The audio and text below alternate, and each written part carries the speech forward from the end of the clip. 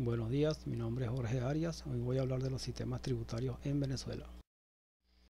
En Venezuela, el sistema tributario está controlado y dirigido por el Sistema Nacional Integrado de Administración Tributaria, SENIAT, el cual está fundamentado en los principios constitucionales de legalidad, progresividad, equidad, justicia, capacidad contributiva, no retroactividad y no confiscación. Este sistema distribuye la potestad tributaria en tres niveles de gobierno: el nivel nacional, el estatal y el municipal. En esta presentación nos regiremos por la siguiente agenda, la cual contiene los temas que vamos a tratar de forma general.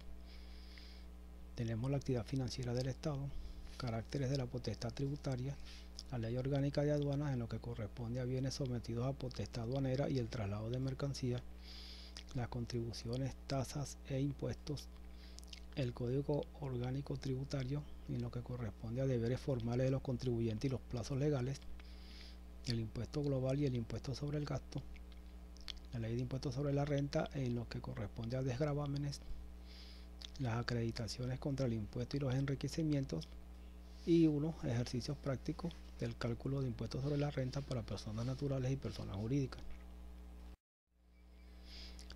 La actividad financiera del Estado.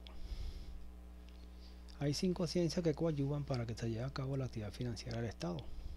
Estas son la ciencia de las finanzas públicas, es la que nos informa acerca de los distintos recursos y los gastos que tiene el Estado, que son necesarios para el funcionamiento de los servicios. La economía financiera se ocupa directamente de analizar toda la actividad financiera del Estado, especialmente el aspecto económico. La sociología financiera centra su estudio y atención en el aspecto social y la influencia que el mismo ejerce en esta actividad. La administración financiera es toda la estructura necesaria y las medidas de control fiscal para ejecutar la actividad financiera del Estado. Y el derecho financiero, que se encarga de estudiar las diferentes normas que regulan los recursos económicos del Estado y sus demás entes públicos. Asimismo tenemos la opinión personal del profesor Wilfredo Pareto sobre la teoría sociológica y la actividad financiera del Estado. El mismo establece que la sociedad es el elemento que regula y condiciona la actividad financiera, estando determinada esta sociedad por 3 categorías principales. Tenemos los elementos de la naturaleza, tales como la flora, el suelo, fauna, clima, la ubicación y sus respectivas riquezas,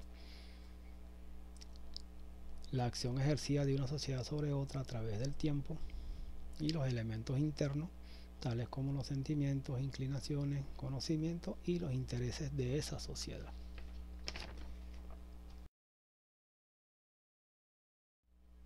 La potestad tributaria posee igualmente 5 caracteres. Es originaria porque se deriva de la misma Constitución Nacional. Es inalienable porque no se puede ceder, transmitir o vender para poder conseguir una mejor justicia distributiva. Es imprescriptible porque no prescribe en el tiempo y solo se extingue con la extinción del Estado mismo.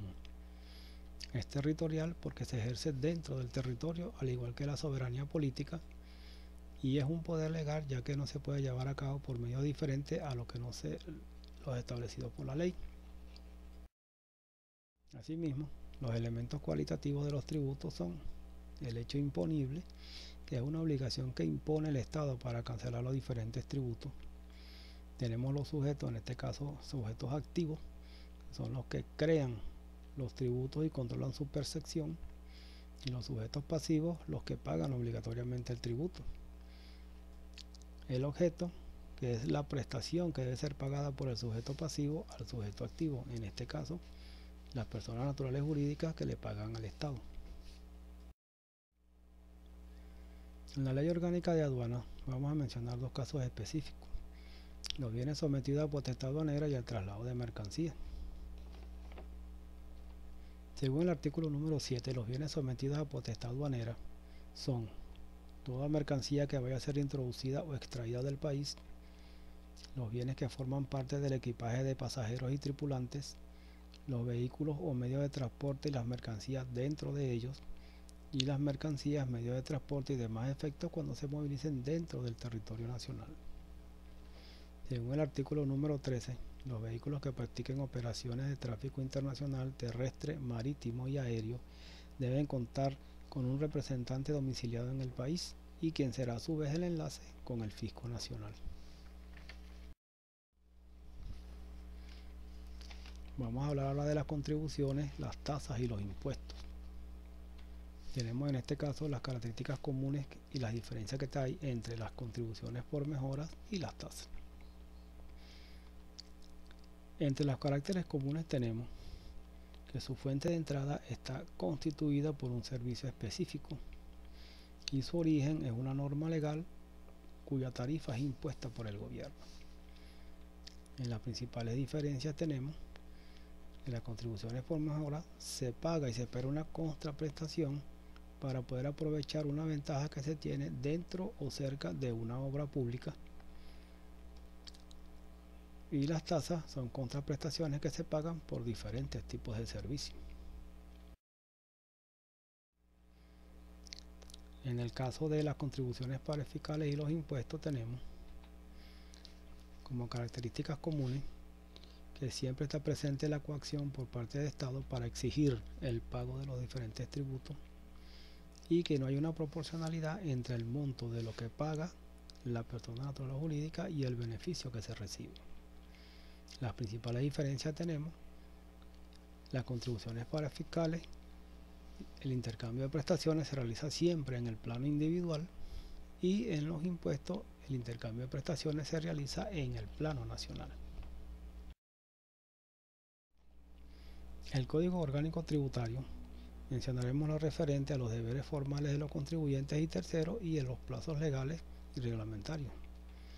Según el artículo número 145, los deberes formales de los contribuyentes y terceros están: llevar en forma correcta los libros y registros de acuerdo a los principios de contabilidad normalmente aceptados, inscribirse en los registros correspondientes y colocar este número en todos los documentos y declaraciones, solicitar a la autoridad correspondiente los permisos de habitabilidad de locales, presentar sus declaraciones en el plazo que corresponda, conservar en forma ordenada los libros de registros y dar cumplimiento a todas las resoluciones, órdenes y providencias que las autoridades establezcan. En el artículo número 10, los plazos legales y reglamentarios, tenemos los plazos por año o meses serán continuos y terminarán al día equivalente del año o mes respectivo. Los plazos establecidos por día se contarán como días hábiles y asimismo estos días establecidos como hábiles se entenderán también como días hábiles para toda la administración pública.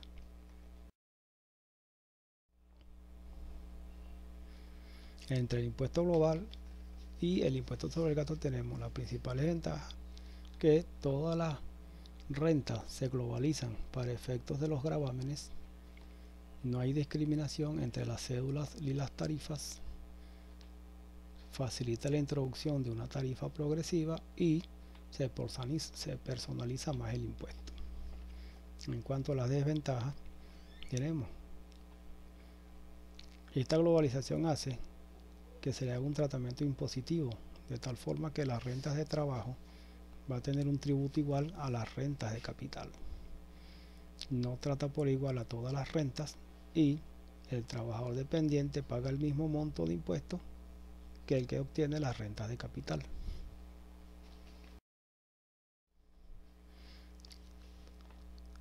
En cuanto al impuesto sobre el gasto tenemos: se impone al comercio y a los negocios, pero es trasladable siempre al consumidor final. Es regresivo porque se impone a las transacciones de compra y venta que realiza el consumidor e incide con más rigor en las clases sociales económicamente más débiles, porque estos son quienes destinan la mayor parte de sus ingresos en comida, servicios, vivienda y educación.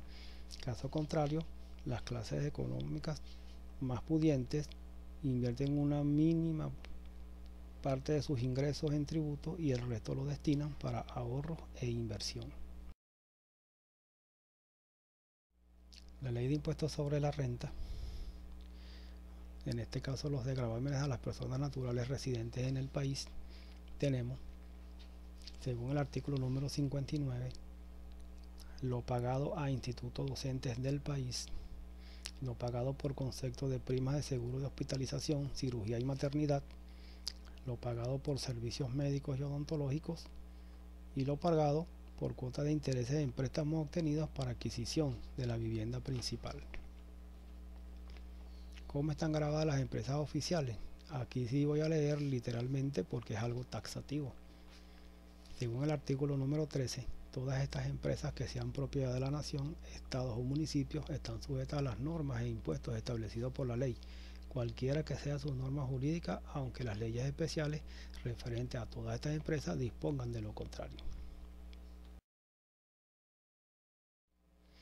Las acreditaciones contra el impuesto y los enriquecimientos. Según el artículo número 2 de la Ley del Impuesto sobre la Renta, pagan impuestos sobre la renta todas las personas naturales y jurídicas domiciliadas o residenciadas en el país, así como aquellas que están residenciadas en el extranjero y tienen una base fija de ingresos en el país.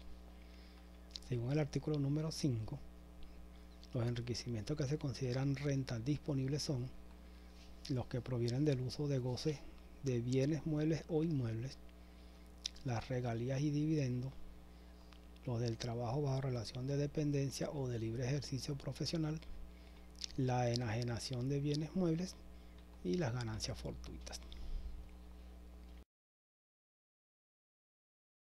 Ahora vamos a explicar unos ejercicios prácticos sobre el cálculo del impuesto sobre la renta para una persona jurídica.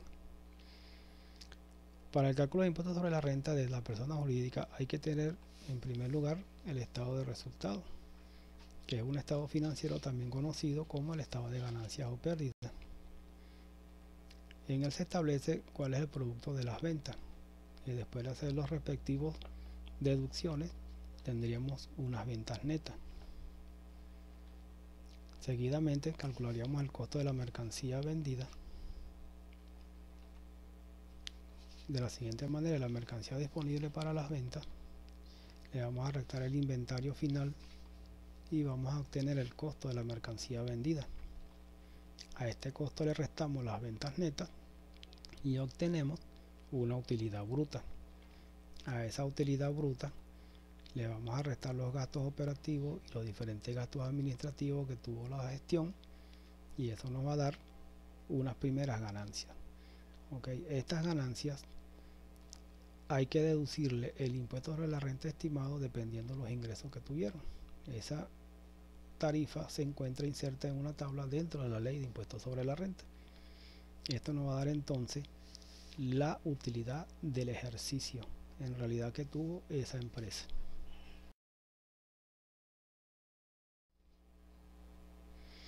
Y el cálculo del impuesto sobre la renta para una persona natural, en primer lugar hay que establecer si el contribuyente es casado y con hijos, ya que de esta manera tiene una rebaja de 10 unidades tributarias por cada hijo menor de edad y su cónyuge, y de acuerdo a la misma ley, él por ser persona natural tiene una ventaja de un descuento de 10 unidades tributarias también, lo que da un total en este caso particular de 40 unidades tributarias. Seguidamente se establece el ingreso anual que tuvo la persona natural como tal. Y de acuerdo a las normas establecidas por el Gobierno Nacional para ese año fiscal en materia tributaria, se va a determinar si la persona tributa impuestos sobre la renta o si no lo tributa. En caso de que no lo tribute, solamente hace la declaración, no hay ningún aporte al fisco nacional. En caso de que sí tribute, entonces a su ingreso anual hay que restarle el desgravamen único, que equivale a 774 unidades tributarias más los descuentos personales que tuvo, como se explicó anteriormente. En el caso de que la persona natural haya tenido en ese año varios gastos médicos, de seguros, de institutos educativos, entonces él opta por el desgravamen detallado. Entonces la diferencia de su ingreso anual con estos desgravámenes va a dar un monto en bolívares que, multiplicado por el porcentaje establecido en la respectiva tabla del impuesto sobre la renta, se va a obtener cuál va a ser el monto de su ingreso para poder así cumplir con su obligación tributaria. De esta manera damos por concluido la presentación. Por su atención, muchas gracias.